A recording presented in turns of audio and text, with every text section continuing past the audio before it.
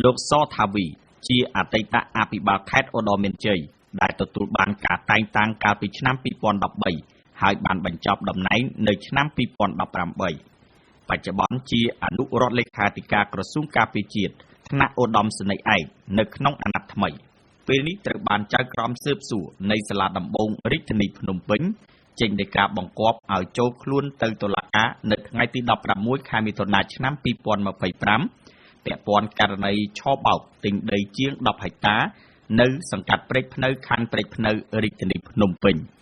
បើតាមដីកាបង្គាប់ឲ្យចូលខ្លួនដែលចេញដោយលោកកុយសៅបានបញ្ជាក់ថា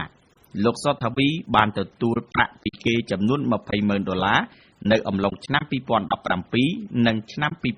2018 ក្នុងអំពើឆបោកតាមរយៈការទិញលក់ដីជាង 10 ហិកតាដែលមានទីតាំងស្ថិតនៅភូមិសំរោង ភូមិសំរោងជើង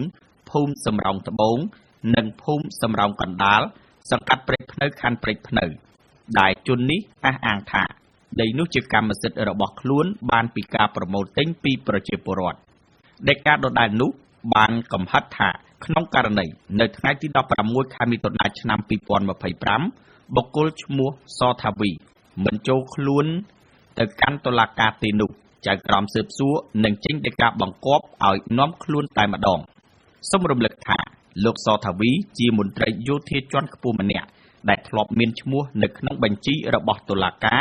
ហើយក៏ធ្លាប់ត្រូវបានតុលាការកោះហៅផងដែរកាលពីពេលកន្លងទៅដោយបុគ្គលនេះបានប្រព្រឹត្តនិងខុបខិតគ្នាជាមួយបកពួកពាក់ព័ន្ធករណីឆបោករឿងដីធ្លីនេះក្នុងសំណុំរឿងជាមួយអុកញ៉ាលេងចាណាលោកសថាវីក៏ត្រូវបានសាលាដំបងខេត្តសៀមរាបក៏ហៅទៅសួរនាំផងដែរកាលពីឆ្នាំ 2024 ដោយឡែកនៅឆ្នាំ 2020 លោកសាយណូរ៉ាព្រះរាជអាជ្ញារងអមសាលាដំបងរាជធានីភ្នំពេញបានសម្រេចចោទប្រកាន់លោកសថាវីអនុរដ្ឋលេខាធិការក្រសួងការពារជាតិ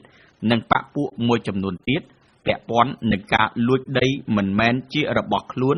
នៅសង្កាត់សំរោងខណ្ឌព្រែកភ្នៅរាជធានីភ្នំពេញកាលពីពេលនោះតំណាងអัยការបានចោទប្រកាន់លោកសថាវីពីបទផ្ដាំគំនិតក្នុងអំពើលួចលក់អចលនវត្ថុដែលមិនមែនជារបស់ខ្លួនខេមពព